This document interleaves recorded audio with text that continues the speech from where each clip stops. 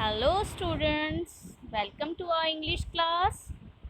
Today we are going to start a very interesting poem that gives us message of humanity. So students, what are you noticing on your screens? बेटा की notice कर पा रहे हो अपने phone से ऊपर तुसी? What a beautiful scenery. I like this. बेटा min की नज़र आ रहा? I can notice trees, lovely flowers, river. Oh, there is a small sweet bird, so cute. बहुत प्यारी सीनरी है. And what is this? I think it's an insect. कोई कीड़ा जा नज़र आ रहा है मैनू तो ये.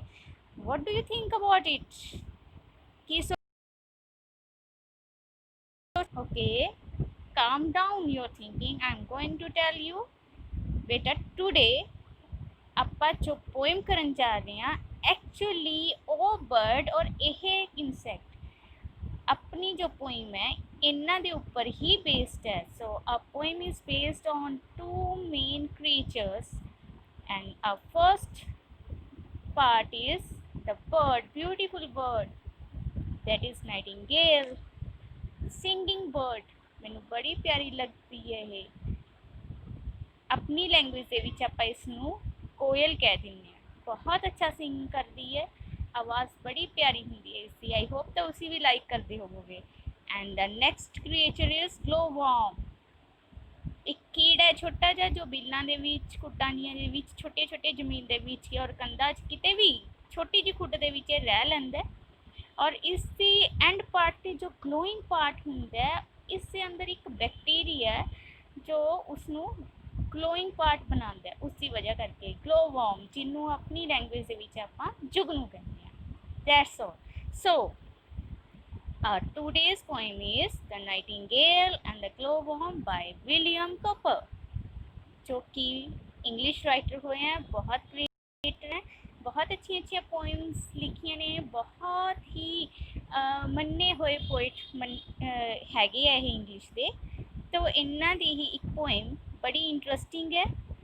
ओवरऑल एक स्टोरी जी लगती है बट डेप्थ मीनिंग बहुत ही हाई लैवल पे है जो पोएम नू कंप्लीट करन तो बाद ही तुसी समझोगे. ठीक है जी. सरफेस पे एक नाइटिंगेल एंड ग्लोवॉर्म दी स्टोरी है और डेप्थ दे विच जो मीनिंग है वो ह्यूमैनिटी दे ऊपर बेस्ड है. बहुत ही काइंडनेस नाल भरिया होया बहुत प्यारा मैसेज दिंदी है पोएम जो लास्ट दे विच आपां डिस्कस करांगे. And now let's begin our poem. हाँ जी, here is the first stanza. First stanza start कर दिया बेटा आपां. You can see on your screens. हाँ जी, स्टार्टिंग की है.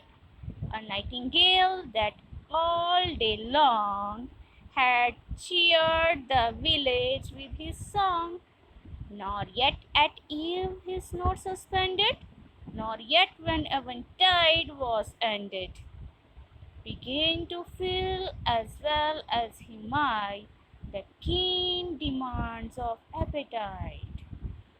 So students, before knowing its meaning, let's see the words that are highlighted by me. बेटा कुछ words ने जो मैं हाईलाइट किए हैं, अंडरलाइन किए हैं. Even his note suspended is also. I think these words and phrase need our attention. मैनू लगता है कि आपां नू इन्हां नू जानना बहुत ज़रूरी है. सो इन्हां दे मीनिंग देख लिए पहला. The meanings, first word is cheered, made happy यानी कि खुश करना. पिक्चर दे विच सारे लोग देख रहे हो किन्ने खुश है ना. Next one ewe. ईव का मतलब है बेटा इवनिंग, शाम. Next his note suspended. His note यानी कि कम किसी का, किसका, नाइटिंगेल का. डिसकंटिन्यूड हिज सॉन्ग, तो सस्पेंडेड डिसकंटिन्यूड यानी कि अपना सॉन्ग फिनिश ना करना, नॉट फिनिश्ड. ठीक है जी. Next eventide, the end of the day. एक होंगी है शाम, एक हुंदी है सूरज पूरा जदों डुब चुका हुंदा है ਤਾਂ एक डार्क जी नाइट तो पहला वाला टाइम हुंदा है ना, रात तो पहला वाला कि सूरज की लाली भी हुंदी है और हनेरा भी हुंदा है, जिमें कि पिक्चर दे विच शो हो रहा है। तो that is called eventide, the end of the day.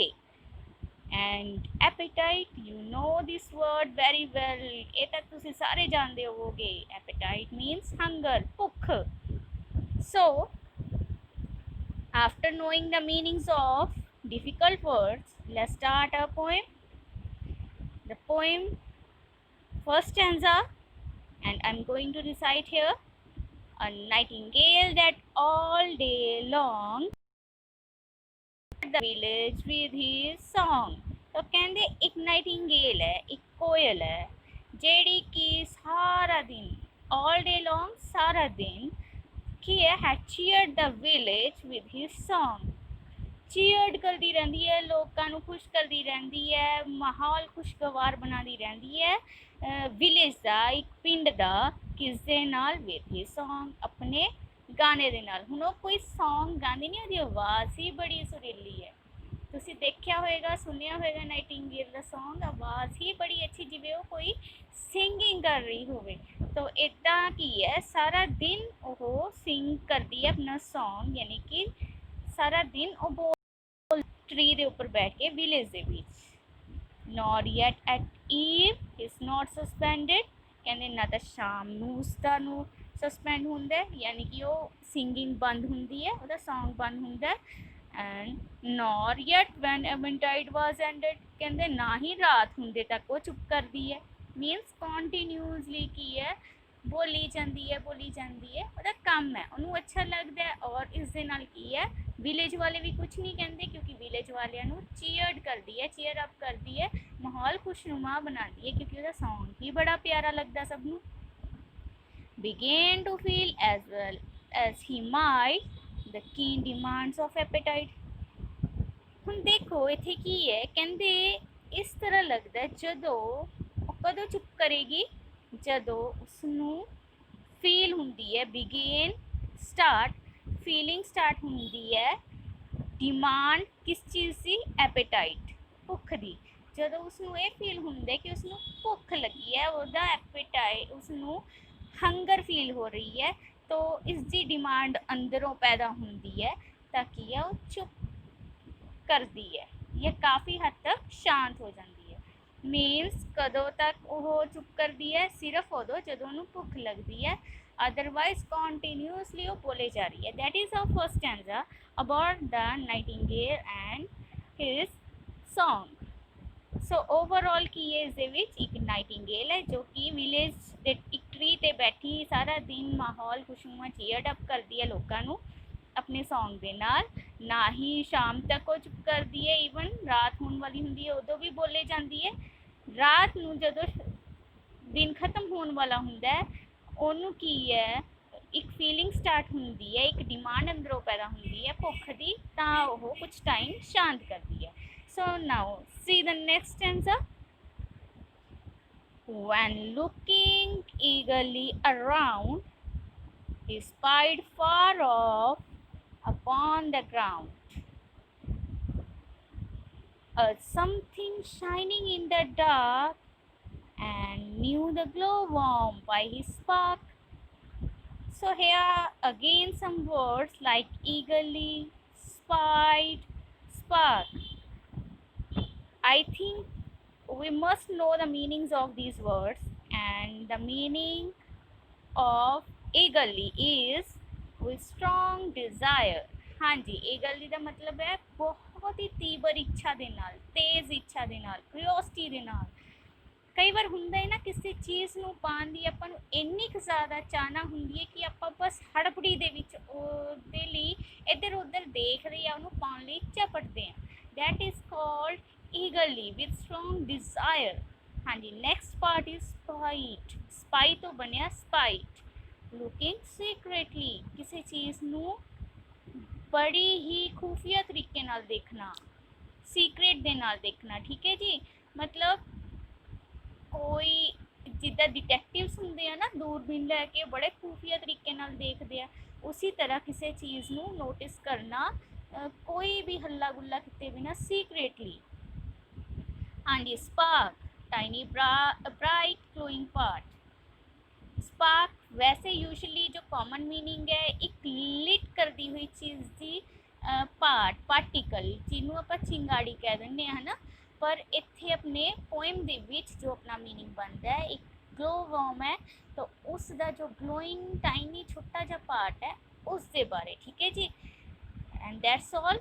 Now see the poem second stanza. When looking eagerly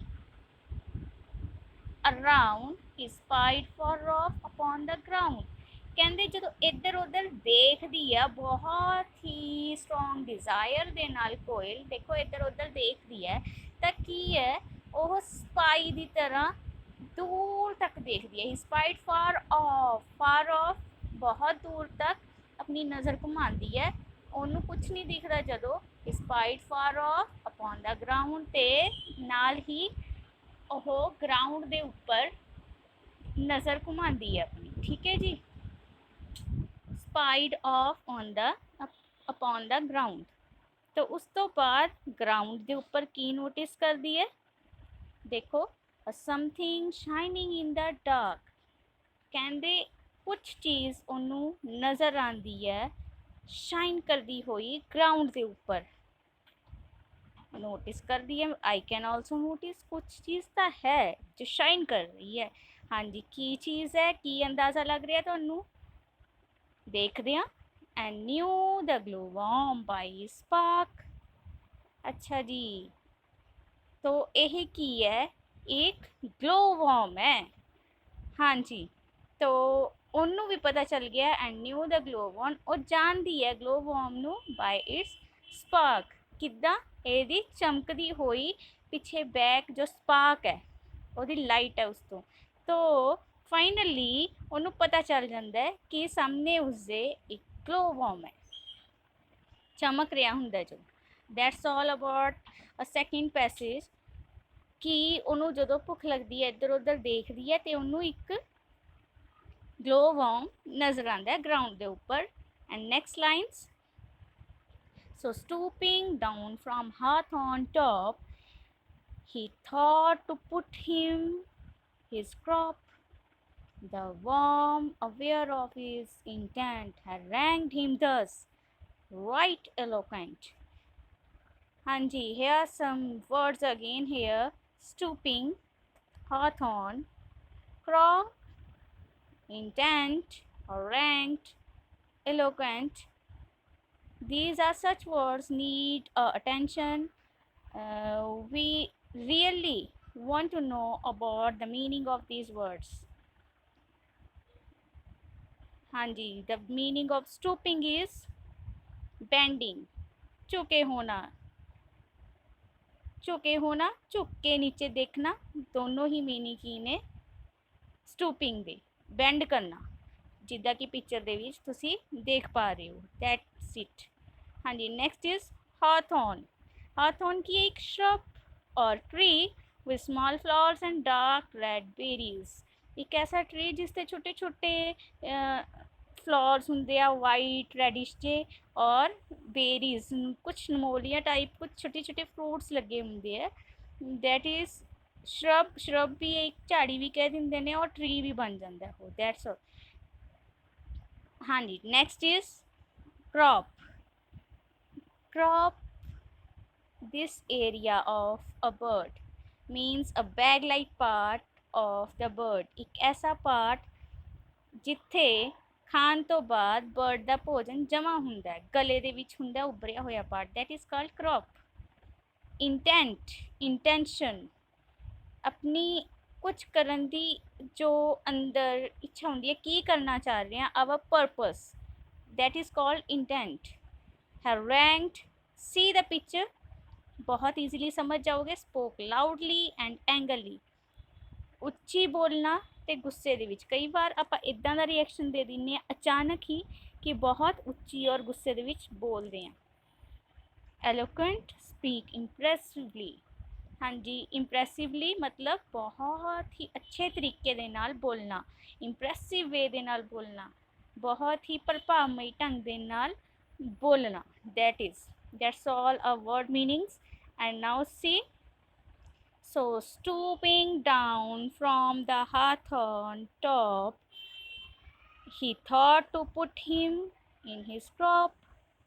ਤਾਂ ਦੇਖੋ ਕਿੱਦਾਂ ਦਰਖਤ ਤੋਂ, ਉਸ ਝਾੜੀ ਤੋਂ, ਉਸ ਹੌਥੌਨ ਦੇ ਟੌਪ ਤੋਂ, ਸ਼ਿਖਰ ਤੋਂ ਝੁਕ ਕੇ ਨੀਚੇ ਦੀ ਤਰਫ ਵੱਧ ਰਿਹਾ ਆਪਣਾ ਨਾਈਟਿੰਗੇਲ। ਔਰ ਇੱਥੋਂ ਕੀ ਹੈ, ਉਹਦੇ ਅੰਦਰ ਕੀ ਇੰਟੈਂਸ਼ਨ ਚੱਲ ਰਹੀ ਹੈ, ਹੀ ਥੌਟ ਟੂ ਪੁੱਟ ਹਿਮ ਮਤਲਬ ਐਟ ਲੋਵੋਮ।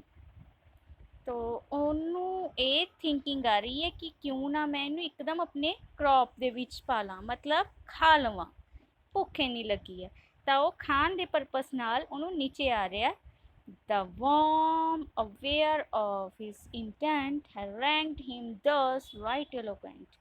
ਤਾਂ ਕਹਿੰਦੇ ਜੋ ਉਹ ਕੀੜਾ ਸੀ, worm ਸੀ, ਯਾਨੀ ਕਿ ਇੰਟੈਂਸ, ਉਸਦੇ ਪਰਪਸ ਦਾ ਕਿ ਕਿਉਂ ਇਹ ਨਾਈਟਿੰਗੇਲ ਨੀਚੇ ਆ ਰਿਹਾ। ਗੱਲਾਂ ਮਾਰਨ ਤਾਂ ਨੈਚੁਰਲੀ ਆ ਨਹੀਂ ਰਿਹਾ ਹੋਣਾ, ਉਹਨੂੰ ਖਾਣ ਆ ਰਿਹਾ, ਵੱਡਾ ਹੈ ਉਹਦੇ ਤੋਂ। ਤਾਂ ਉਹ ਇੱਕਦਮ, ਉਹ ਜਦੋਂ ਨੀਚੇ ਆਇਆ ਉਸਦੀ ਤਰਫ, ਇੱਕਦਮ ਉਹ ਗਲੋ ਵਾਰਮ ਉਹਨੂੰ ਬੋਲਦਾ, ਹੈਰੈਂਗ ਹਿਮ ਦਸ ਰਾਈਟ ਇਲੋਕੁਐਂਟ, ਬਹੁਤ ਹੀ ਗੁੱਸੇ ਔਰ ਲਾਊਡਲੀ ਸਪੀਕ ਕਰਦਾ, ਪਰ ਬਹੁਤ ਹੀ ਤਰੀਕੇ ਦੇ ਨਾਲ ਕਿ ਉਹ ਬੁਰਾ ਵੀ ਨਾ ਮੰਨ ਜਾਏ। So that's all about 2 stanzas of a poem. ਅੱਜ ਆਪਾਂ ਹਾਫ ਪੋਇਮ ਹੀ ਕਰਾਂਗੇ। And here is a question ਕਿ ਗਲੋ ਵਾਰਮ ਨੇ ਨਾਈਟਿੰਗੇਲ ਨੂੰ ਕੀ ਕਿਹਾ ਹੋਏਗਾ। ਇਹ ਤੁਹਾਡੇ ਲਈ ਕੁਐਸਚਨ ਹੈ, ਸੋਚੋ, ਠੀਕ ਹੈ ਜੀ। ਐਂਡ ਵੀ ਵਿਲ ਫਾਈਂਡ ਇਸ answer in next class. Hopefully ਸਭ ਨੂੰ ਇਹ ਪੋਇਮ ਬਹੁਤ ਅੱਛੀ ਲੱਗੀ ਹੋਏਗੀ। ਫਿਲਹਾਲ ਇੰਟਰੋਡਕਸ਼ਨ ਹੈ, ਸਰਫੇਸ ਸਟੋਰੀ ਚੱਲ ਰਹੀ ਹੈ, ਔਰ ਇਸ ਦਾ ਜੋ ਡੈਪਥ ਮੀਨਿੰਗ ਹੈ ਆਪਾਂ ਆਉਣ ਵਾਲੀ ਕਲਾਸ ਦੇ ਵਿੱਚ ਜ਼ਰੂਰ ਸ਼ੋਰਲੀ ਡਿਸਕਸ ਕਰਾਂਗੇ with the next part of poem. Thanks. Have a nice day.